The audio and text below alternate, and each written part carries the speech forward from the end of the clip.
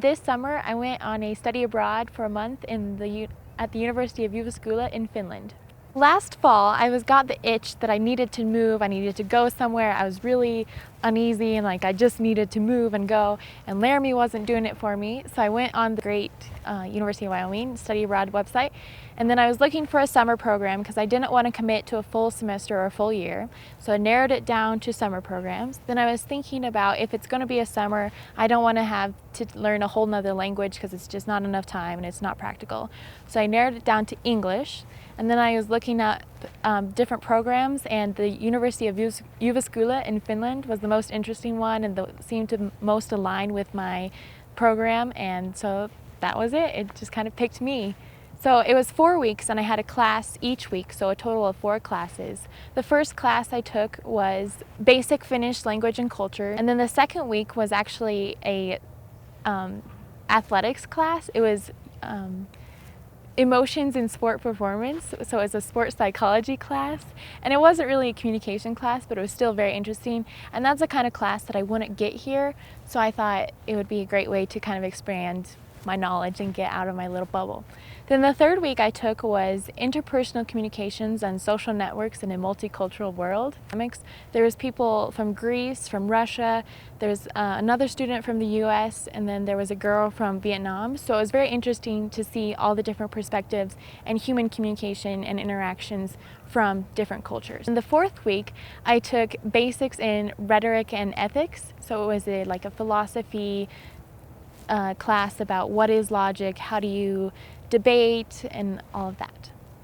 The class schedule was pretty rigorous, and because the class was only a week long, the classes went from about 9 to 3 in the afternoon, and mostly we were in class all day, but then we had free time activities in the afternoon. We would go to sauna, or we'd go and have a barbecue, or we'd go to the beach, or we had museum tours. We went to several different saunas, and they had a sauna in the dorms, they had a sauna on campus in the union, the student union, they had a sauna. On one Saturday, we went on a boat ride, and it's in the second largest lake in Finland, and it was beautiful. It almost looked like here because there was evergreen trees, and the water was cold and so dark blue, but it was beautiful.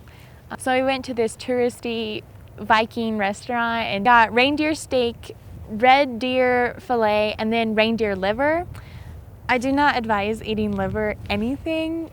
The most memorable part of the trip was probably the last weekend that I was there. My Finnish student mentor her name was Suvi, and she was a Finnish farm girl, and so I instantly connected with her because I'm an American ranch girl, and we got to talking about horses and how great they are, and they're the best animal ever, and we love them, and yada yada yada.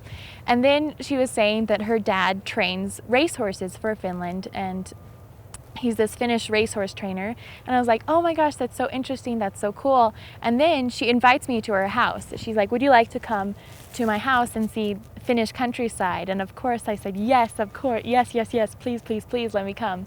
So the last weekend I stayed with her at her parents' house, and so I got to see Finnish countryside. And so far on the trip, I had been in the city, I'd seen the city. So it was really refreshing to go to this countryside, rolling hills, grass, green, not huge, big buildings, pavement, like it was dirt roads. It was almost like home.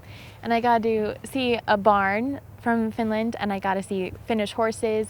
They're horses, of course, but it was different because the Finnish horses, they have really thick necks and their chests are thicker, and then they kind of narrow out in the back because they're workhorses, so that's where all of their harness goes, is on the front end.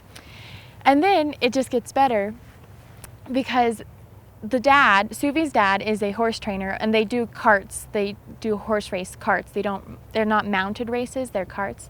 And he was training this horse, and he had harnessed them up, and I was with him and helped brush the horses, and I was just happy to be in a barn.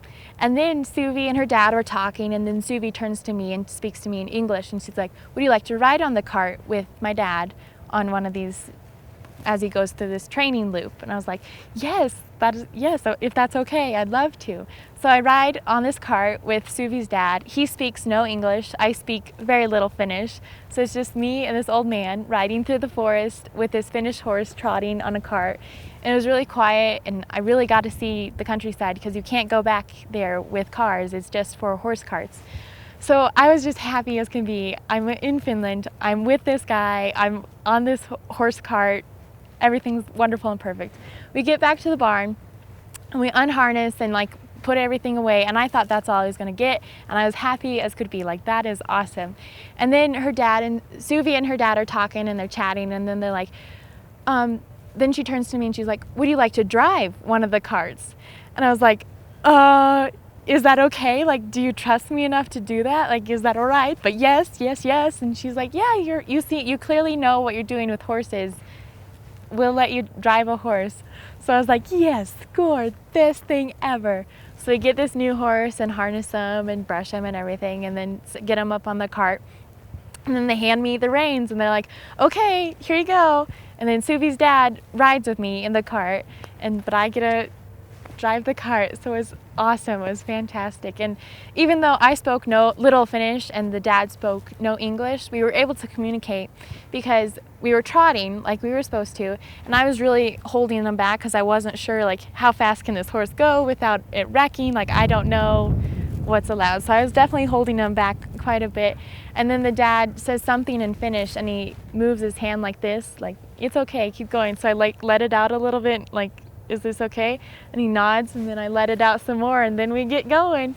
And then when he came close to a turn, like we needed to slow down, he like pulled his hand and like slow down. So I slowed down and it worked out. So I was able to drive this cart in Finland with Finnish horses and a Finnish man. It was awesome.